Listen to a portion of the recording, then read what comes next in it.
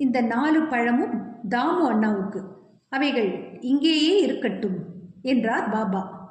இந்த தாமு அண்ணாவுக்கு 3 மனைவிகள். முன்னரே சொல்லப்பட்ட அவருடைய வாக்குமூலத்தின்படி அவருக்கு 3 அல்ல 2 மனைவியத்தாம். அவருக்கு குழந்தை இல்லை.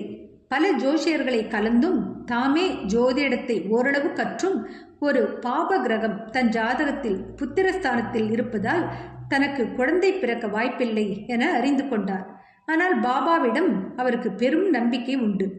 மாம்பழம் வந்து சேர்ந்த 2 மணி நேரத்திற்கு பின்னர் பாபாவை வணங்க அவர் ஷீரடி சென்றபோது மற்றவர்கள் எல்லாம் அந்த மாம்பழத்துக்காக ஏங்கினார்கள். ஆயினும் அவை தாம்யாவினுடையதே, யாரை சேர வேண்டுமோ அவர் அதை உண்டு மறிக்க வேண்டும் என பாபா கூறினார். இவ்வார்த்தைகளை முதலில் தாமு அண்ணா கேட்டபோது அதிர்ச்சி அடைந்தார்.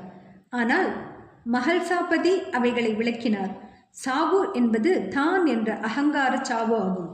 அது பாபாவின் திருவடிகள் அருகில் நிகழ்வது ஓர் ஆசையே ஆகும். மனம் தெளிந்து தாம் பழத்தை வாங்கி சாப்பிடுவதாக தாமு கேட்டுக்கொண்டார். ஆனால் பாபா அவரிடம், நீயே தின்றுவிடாதே, உனது இளைய மனைவிக்கு இவைகளை கொடு.